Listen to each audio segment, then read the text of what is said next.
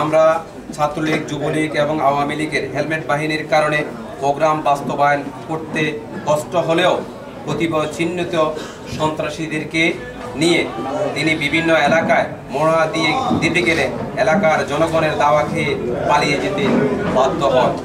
ইতিমধ্যে Periya union, Raykot union ও হেসাকাল ইউনিয়নে মহড়া দিতে গেলে তৃণমূল কর্মীদের তাদেরকে ধাওয়া করলে তারা পালিয়ে যেতে বাধ্য হন। আমরা অনুভব করেছি যে কোনো মুহূর্তে এহেন কর্মকাণ্ডের জন্য বড় ধরনের সংঘাত সৃষ্টি এবং দলের ভাবমূর্তি ক্ষুণ্ণ হতে পারে। আগামী 15 দিনের মধ্যে এই কমিটি ভেঙে দেওয়ার জন্য জোর দাবি জানাচ্ছি।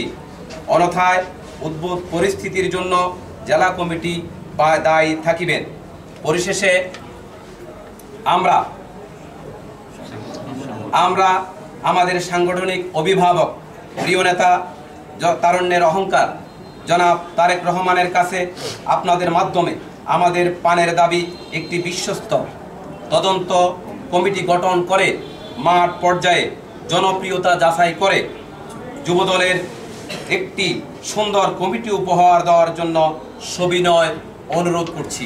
আমি আবারও উল্লেখ করছি, আপনাদের মাধ্যমে আমাদের প্রিয় নেতা, আমাদের সাংগঠনিক অভিভাবক জননেতা জনাব তারেক রহমানের কাছে আমাদের প্রাণের দাবি নাঙ্গলকোট উপজেলা যুবদল এবং নাঙ্গলকোট পৌরসভা যুবদলের একটি সুন্দর কমিটি উপহার দেওয়ার জন্য বিনীতভাবে অনুরোধ করছি। সংযোজন সর্বশেষ আজকের এই সংবাদ সম্মেলনের মাধ্যমে আমাদের মাঝে একত্রতা ঘোষণা করে যারা পদত্যাগ করতেছেন তারা হলেন বর্তমান যুবদলের কমিটির যুগ্ম আহ্বায়ক কলিমুল্লাহ চেয়ারম্যান, আলাউদ্দিন আল মাহমুদ কিরণ, কাজী জসিম উদ্দিন, সেলিম জাহাঙ্গীর মন্টু, হাবিবুল হক হাবিব, নেসার উদ্দিন বাবুল, শাহিন মজুমদার, পৌরসভা যুবদল যুগ্ম আহ্বায়ক নাসির উদ্দিন পিন্টু, সদস্য ইয়াকুব আলী, মাহবুল আল হক হিরণ, মোবারক হোসেন খান, শাহাদাত হোসেন সহ উক্ত কমিটি থেকে ওনারা পদত্যাগ করিলেন।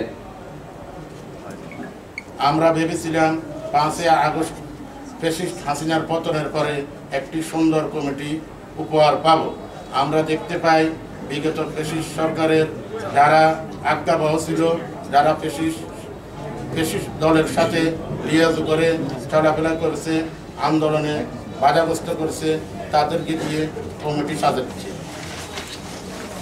প্রিয় সাংবাদিক ভাইয়েরা, আপনাদের কাছে আজ আমাদের প্রাণের দাবি আপনাদের মাধ্যমে জানাতে চাই, অবিলম্বে অচেনা অপরিচিত জনবিচ্ছিন্ন ব্যক্তিদের দিয়ে যে কমিটি গঠন করা হয়েছে সেই কমিটি অবিলম্বে বাতিল করে তৃণমূলের জননন্দিত ও কারা নির্যাতিতদের সমন্বয়ে কর্মী বান্ধব নেতাদের দিয়ে একটি সুন্দর কমিটি উপহারের জন্য জোর দাবি জানাচ্ছি।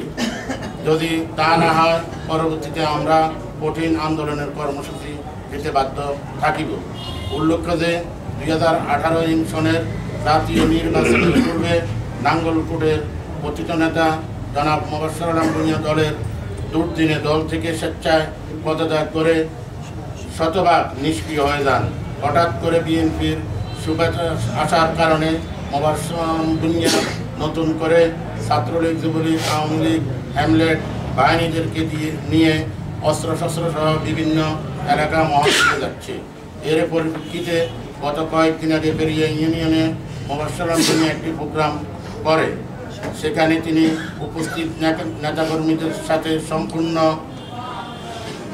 নেশাগ্রস্ত অবস্থায় উপস্থিত ছিলেন এবং এক পর্যায়ে হাতের মাইক্রোফোন একজন কর্মীর দিকে ছুঁয়ে ফেললে তার মাথা ফেটে যায়। তিনি ওই প্রোগ্রামে পার্শ্ববর্তী কয়েকটি থানা থেকে টাকার বিনিময়ে সন্ত্রাসী বাঁ করে প্রোগ্রাম করতে এসে লয়ে পালান। তিনি সম্পূর্ণ প্রোগ্রাম শেষ করতে পারে নাই।